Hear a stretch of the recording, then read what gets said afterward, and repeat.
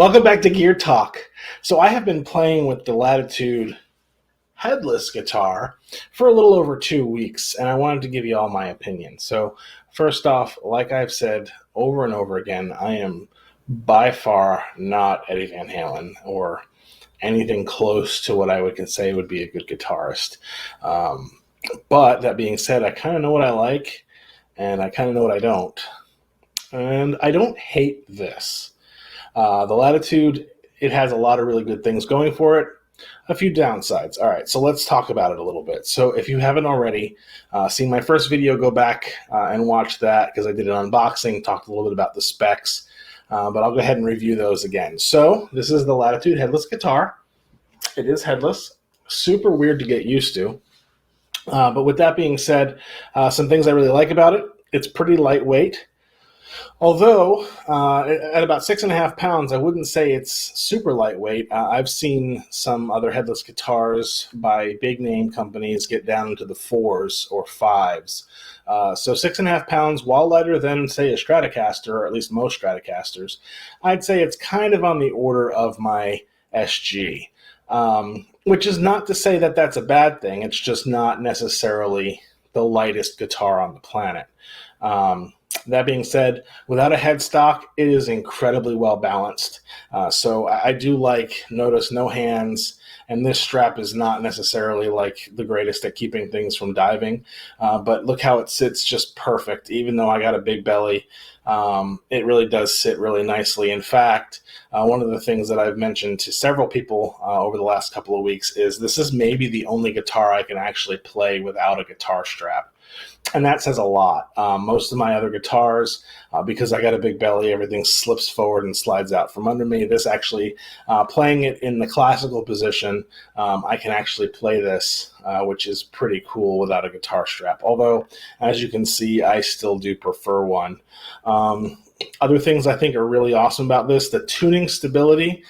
This is where you tune the guitar. It actually comes with like a little Allen wrench tuner. The tuning stability on this is absolutely fantastic, as you would expect from essentially something that's like a locking nut type guitar. It really is probably, other than maybe a Floyd Rose, with a decked Floyd Rose, is maybe the most stable tuned guitar I've ever had. Really don't need to tune it very often, and that's a good thing because one of the downsides, the tuning is kind of a pain. By giving up tuning machines at the headstock, every time you want to tune something, you have to pull this little, and I mean it's super duper tiny, little thing out from the bridge and wind these little nuts here. Now, Latitude did something very cool. They turned it into not just the hex, but an actual plus, like a regular Phillips head could actually fit in there. Or I've seen some people do this if they play with a particularly heavy pick, and now I don't. But if you play with a heavy pick, you can actually use your pick to turn the knobs. So that's kind of a cool feature. Might make it a little less intimidating for those. Other things I think are pretty great.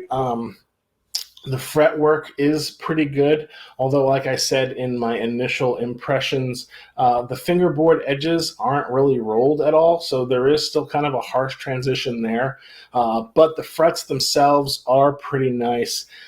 Again, you can feel them if you slide your hands up and down the fretboard. It's not like they're rolled to the extent of something with binding or anything like that, or are super non-noticeable. You definitely notice them.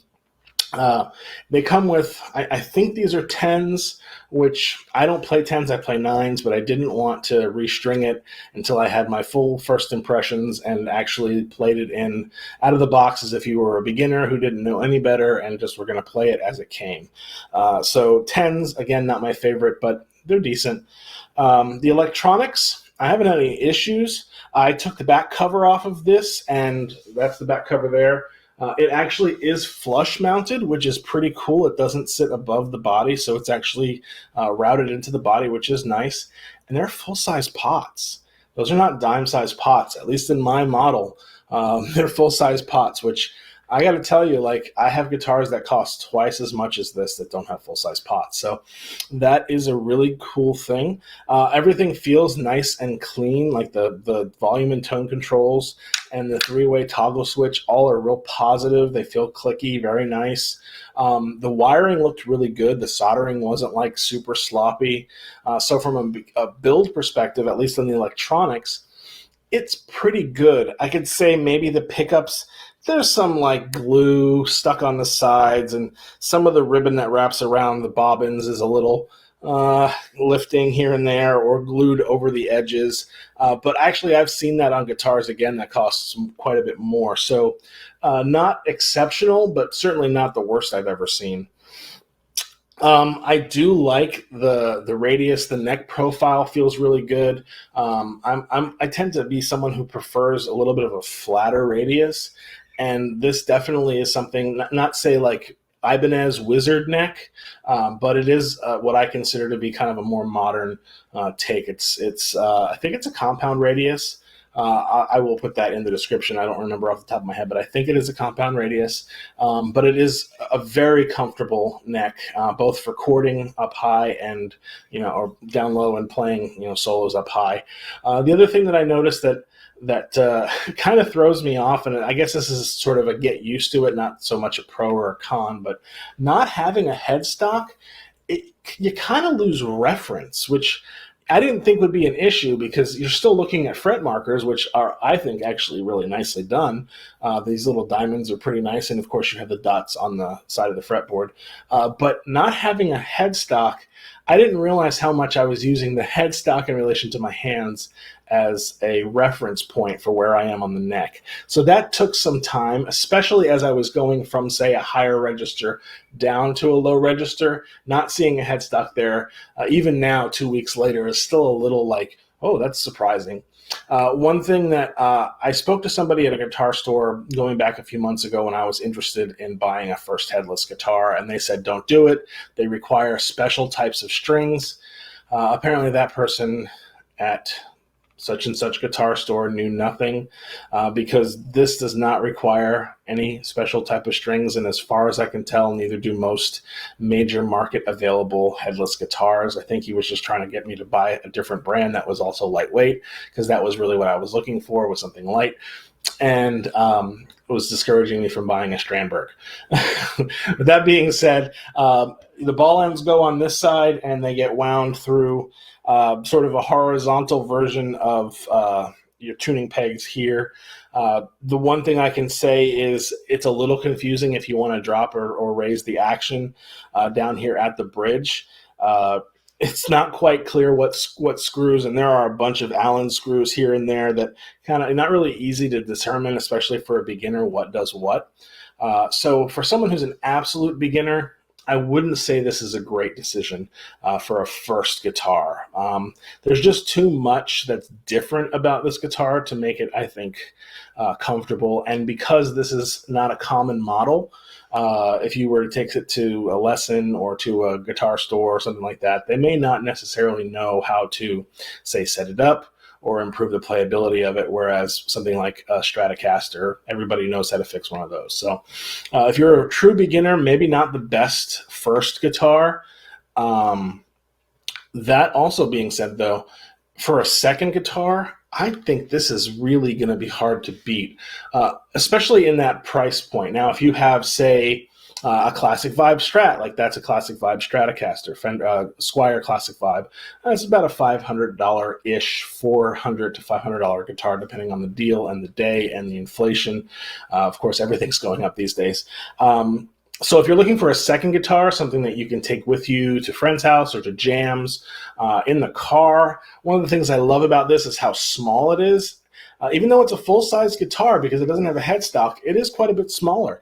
It packs down nice and small. The backpack that comes with it is decent. I wouldn't fly with it, but in your car or on the bus, I think it would be absolutely fine. I really don't have a lot to say bad. One thing I did notice is the nut on this particular guitar is cut really badly. Like really badly. The high E string is basically not ground down at all, but they didn't instead of grinding down a slot for the nut for the high E string, the whole nut itself is like cut at an angle. It's really, I don't know if I can show it to you here. It's really hard to see, but yes, I don't know. There's no way really to show it. But yeah, the whole nut is like full sized on the low E side, and then like it was cut at a bad diagonal to the high E side. So if you're a first time buyer, it hasn't really impacted playability other than a few times the high E string has popped out of the nut. But beyond that, it hasn't impacted my playability in any way. I'm a fairly light picker, so it doesn't seem like it's popping out frequently. It has a few times. If I were to say buy this guitar and it had that issue, and this was going to be a daily driver for you, I would definitely suggest replacing the nut. Just not even so much because it's bone or plastic or whatever, because it doesn't play much of a role here with a headless guitar, but just so much because it's not cut very well. That also being said, the zero fret I think is great. I wish more guitars had it because it does allow you to get the action nice and low. I have not messed with the action on this guitar. Again, I wanted to keep this basically as if I were a first-time guitarist who pulled this out of the bag and wanted to play and see how it actually reacted and responded. Going forward, I probably will. Change the action, change out the strings, do all that stuff. I might replace the pickups, etc. One of the other downsides to this guitar, and this is going to be with any headless guitar, as you can see, I hang my guitars on the wall, and that's a problem. Actually, I have a guitar stand right here to my right with a few other guitars on it, and it also doesn't sit real well on there. So that's also kind of a big negative. I wish that there was, I don't know, some sort of, and maybe there is, and I haven't found it, but some sort of an accessory that allows this to attach to a standard wall hanger or even a standard guitar stand. Because of the cut of the bottom of the guitar, it doesn't really sit in a base the way a typical electric guitar would. So something to consider, just adds a little bit of complexity. If you're a one guitar person and this is going to be your only guitar, then that's fine. Just find a solution that works for you and run with it. If you have kind of commercially available products that you use to hang your guitars or stand your guitars up, it might be more of an issue. So just something to be considering. I don't know if that's the case with a lot of these headless guitars, but certainly with anything that's sort of this radically shaped, it definitely is. A couple other things that are not necessarily good or bad. The way the guitar is finished is totally rough, like it's not a fine sand. You can feel the grain. I actually like that. I tend to like more rustic type guitars than I do like super flamey, quilted top type guitars. I have both, but my preference tends to be a little more on the natural side, as you can see again with my SG. But I think that's pretty fine. Again, if it's more of a personal preference, I think this comes in black as well, so you could have a black one. But the black is kind of, again, sort of a rough finish, so that the wood grain shows through. One of the things that kind of caught me off guard, and I think maybe totally unheard of for this price point, this is a two-piece body. I mean, you can see and it's right there. There's the line. That's pretty remarkable. I mean, I have quite a few guitars, and the only ones that I have that are two-piece bodies are this and my American-made Fender Stratocaster, which cost a whole heck of a lot more than this did. Now, I don't know if that's a product of luck or if Latitude only builds guitars with two-piece bodies, but as someone who kind of believes a little bit in the idea of more glue equals less resonance, having just a two-piece body, I think, is pretty impressive. And that also being said, one of the things, and I'll just open G, open D, not, anything exciting, but the guitar itself, for not having a whole lot of mass down here and not having a headstock, is very loud. It is definitely one of the louder unplugged electric guitars I have. It really is very resonant. So I think that's kind of an upside. Not that, again, it matters all that much once you shove it through a processor and throw loads of distortion on it or whatever, but I tend to think that a more resonant guitar might be a little bit higher quality of wood, especially wood that maybe has dried a little better. because wet wood, I think, would be more of a deadener sound. So thinking that maybe this was kiln dried fairly well, I think it's pretty resonant. Also, the neck is roasted, and I do think that that's about the right level of roast. I've seen lately, especially, some guitars that get a roast that looks like it was burnt. Like, okay, we get it, it dries the wood out, but at a certain point, it just turns into chocolate. Like, it's not, it doesn't look right. This is, I think, just the right level of roasting to dry it out a little bit while continuing to keep the wood look like wood. And I think also the finish, outside of, again, this is like a weird thing, but these two stripes, they're not finished the same way. Oh, the strap came off. They're not finished in the same way. They're not as smooth because they're separate pieces of wood. I don't think they did as good of a job sanding. But the actual neck itself, the finish is beautiful. It's like a satin finish, but it is finished. It's not a raw piece of wood. So it's very silky smooth. Despite the two stripes that are not quite as well sanded, it does not impede or cause you to hang up your hands or anything like that. It is a very nice, smooth playing neck. So I've been impressed overall with the build quality of the guitar, the playability of the guitar. We're going to check out some tones here in a second. This is sort of an experiment. I really don't know how this is going to work. I'm plugged into my Ampero 2 by Hot Tone, which stay tuned. The Ampero 2 by Hot Tone is going to be a product that I review here really soon on the channel. So if you're interested in that, definitely hit the like and ring that bell so that you get notified every time that a new video is posted. But I'm going to switch my audio sources over, and let's see if I can actually make this work.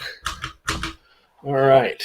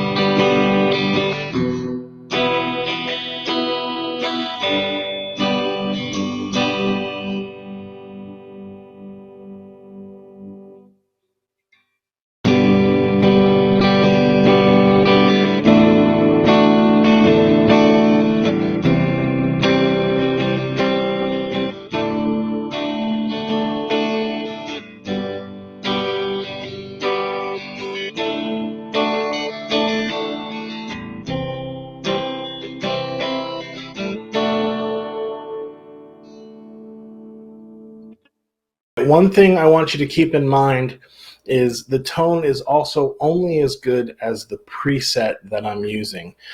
Because I just got the Ampero 2, I haven't spent a lot of time tweaking the preset. So I basically just grabbed what was a clean one, a semi-distorted one, and that's that. So with that being said, take those sounds with a grain of salt, because anybody can get tones that sound better or worse from most any guitar. It all depends on your setup and how talented you are at editing your rig. So keep that in mind as you decide on whether to buy the guitar or not.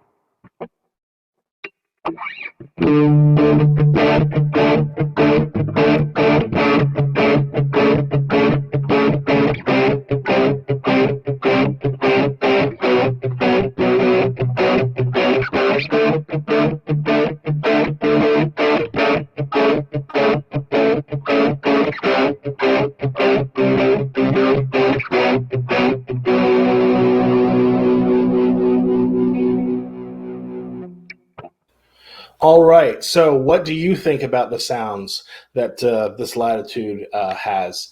Let me know in the comments below. And I really appreciate you all tuning in. I got a great response from my very first video here on the channel. And I'm really excited to bring more reviews, not just of guitar technology, but all sorts of different cool tech. So, with that being said, please, like I said, like, share, comment, subscribe, do the ringing bell thing. Share it. Tell me what you think about these reviews. Like I said, in my last video, I have another channel. I have a photography channel, Jason Drella Photography. If you're a photographer, you can go see that. But this is a whole different way of doing things. I'm spending less energy and less time doing the production part of YouTube and more time actually trying to give you the best possible input I can on these technology devices. Tell me if it sounds good, looks good, if you like it, if I'm annoying. Leave all those comments down below and tell me if you bought this, if you bought the Latitude, and if you plan on buying the Latitude, or what you bought instead. That being said, before we go, I wanted to say instead, one thing that you can consider, let me unplug this and take this off.